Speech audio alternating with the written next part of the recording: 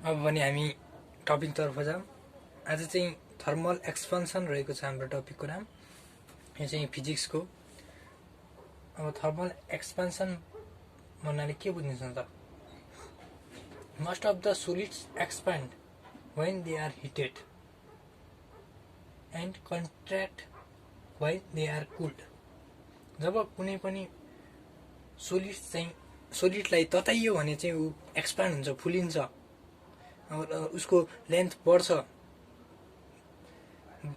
अनि it contract when it cooled, जब उसलाई चिसाइन्छ नि ऊ कन्ट्र्याक्ट हुन्छ, खुम्चिन्छ। On heating the materials, the temperature rises and their length, breadth and thickness increases. The expansion in length of an object is called the linear expansion. The expansion in length of an object is called the linear expansion. Length मा change हुनेलाई नै linear expansion भनिन्छ। र the expansion in length and breadth, that is area, in area. The expansion in area is called the superficial expansion. The expansion in length and breadth, length र breadth मा हुने expansion, जुन length पनि बढ्ने breath पनि बढ्ने expansion भएर hit दिएर एक्सपान्स हुँदाखेरि चाहिँ लेन्थ र ब्रेथ नै बढ्ने भन्यो भने चाहिँ त्यो चाहिँ सुपरफिसियल एक्सपेन्सन हुन्छ। र the expansion in 3 dimension, there are length, breadth and thickness, that is volume type. Length, breadth, height 3 हुन्छ नि, 3 dimensional. That of an object is called the cubical expansion. The expansion in 3 dimensions, that is length, breadth and thickness of an object is called the cubical expansion. There are 3 types of expansion. So there are 3 types of expansion are obtained in the solid. Solid मा 3 types of expansion हरु हुन्छ। अब हामीले expansion of solids को types पढ्यो। अब चाहिँ हामीले यसको कोफिसिएन्ट निकाल्नु पर्छ। Coefficient of linear expansion. फर्स्टमा चाहिँ हामी लिनियर एक्सपेन्सन को कुरा गर्न गइरहेका छौं। र यसमा फिगरमा चाहिँ के रहेको छ भन्दाखेरि, फिगरमा यहाँ दुईटा सोलिड लिएको छ, जुन एउटा L1 छ अनि एउटा L2 छ। फर्स्टमा L1 लाई लिनुपर्छ हामीले। लेन्थ L1 छ एन्ड टेम्परेचर θ1 छ। सबैभन्दा पहिला हामीले यो L1 लिनुपर्छ। यो भनेको चाहिँ पहिला एउटा सोलिड छ, आइरन रड हुन सक्छ, र त्यसको लेन्थ चाहिँ L1 छ र टेम्परेचर चाहिँ θ1 छ। जुन यो बडी थियो नि, जब यसलाई हामीले हिट गर्छौं, यहाँबाट आगो दिन्छौं, तब यसको लेन्थ इन्क्रिज हुन्छ। पहिला यति थियो भने अब एक्सपान्ड हुन्छ। एक्सपान्ड भएर यसको टेम्परेचर θ2 हुन्छ। θ2 टेम्परेचरमा यसको लेन्थ L2 हुन्छ। जब हामीले θ1 भनेको एउटा टेम्परेचर थियो, सर्टेन टेम्परेचर थियो। θ2 भनेको यो भन्दा तातो टेम्परेचर छ, यो भन्दा मोर टेम्परेचर छ। टेम्परेचरलाई इन्क्रिज गराइदियो θ2, र इन्क्रिज गर्दाखेरि यो एक्सपान्ड हुन्छ। त्यसलाई एक्सपेन्सन भनिन्छ। अब एक्सपान्ड हुन्छ, त्यसपछि यसको लेन्थ पहिला L1 थियो अनि अब यो बढेपछि यसको लेन्थ L2 हुन्छ। Now change in temperature is del θ। This is called del θ। This is change in temperature. θ2 minus θ1, θ2 minus θ1 change in temperature, θ2 minus θ1। That यसले चाहिँ दुईटा बीचको डिफरेन्स इन टेम्परेचर निकाल्छ। अब भने हाम्रो चेन्ज इन लेन्थ। अब चेन्ज इन लेन्थ के भएको थियो भन्दाखेरि, लेन्थमा के चेन्ज आइरहेको छ? लेन्थमा छ change in length del θ, del L, that is change in length, is equals to L2 minus L1. L2 minus L1. Now, experimentally, the change in temperature is directly proportional to change in length. The change in temperature is directly proportional to change in length. When temperature increase, length also increase. When length increase, temperature also increase. So it is directly proportional. Mathematically, del L is directly proportional to del theta. Equation 1. Del L directly proportional to L1. That is the first. This is first length, initial length. Now, change in length is directly proportional to initial length. Why?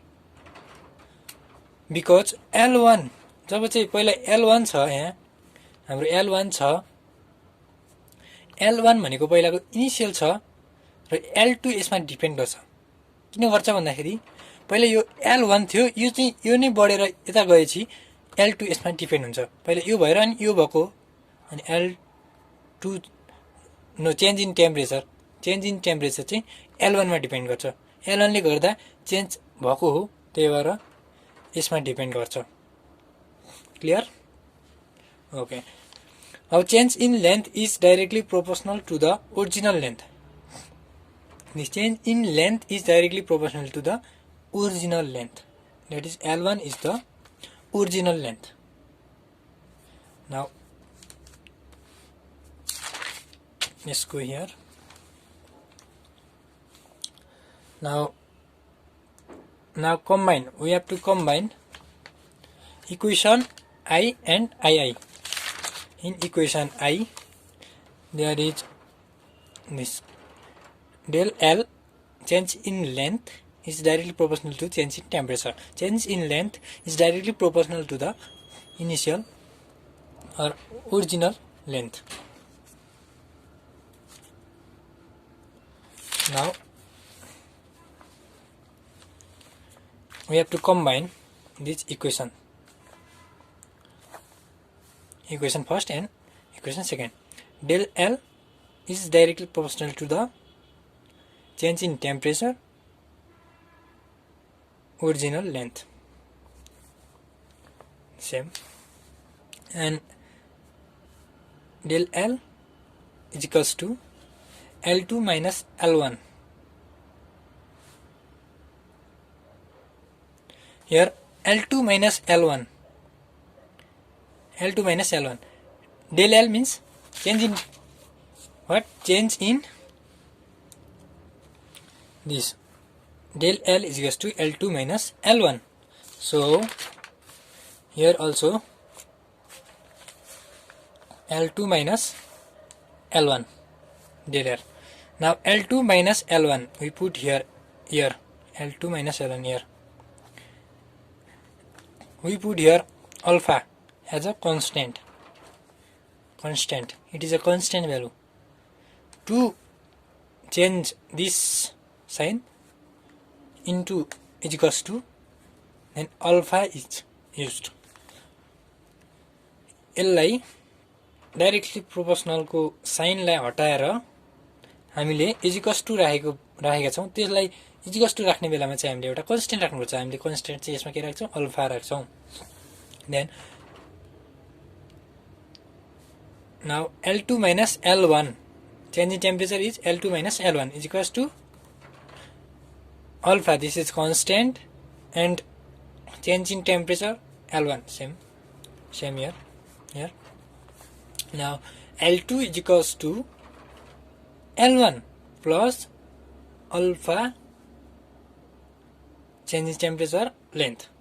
This L1 ले यता ल्याएको हो, अनि L2 is equals to L1 common, so where L1 common,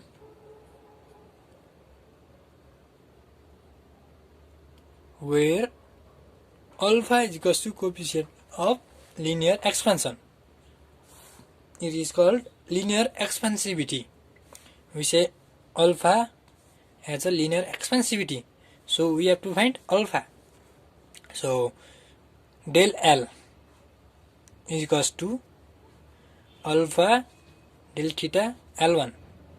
Same.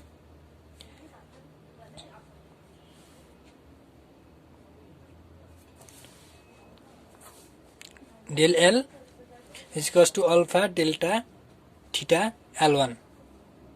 Now del L upon this come here, this came here, and alpha is equals to this. This is the coefficient of linear expansivity. Therefore, alpha or linear expansivity is the fractional change in which length per unit change in temperature. Unit of alpha is equals to 1 by C, 1 by K. This means change in temperature.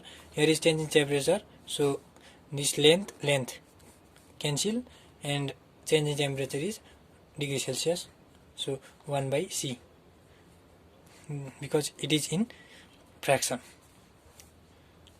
So I hope you understand this linear expansivity.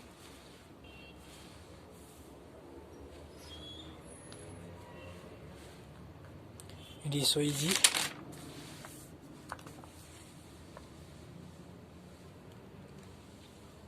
This much.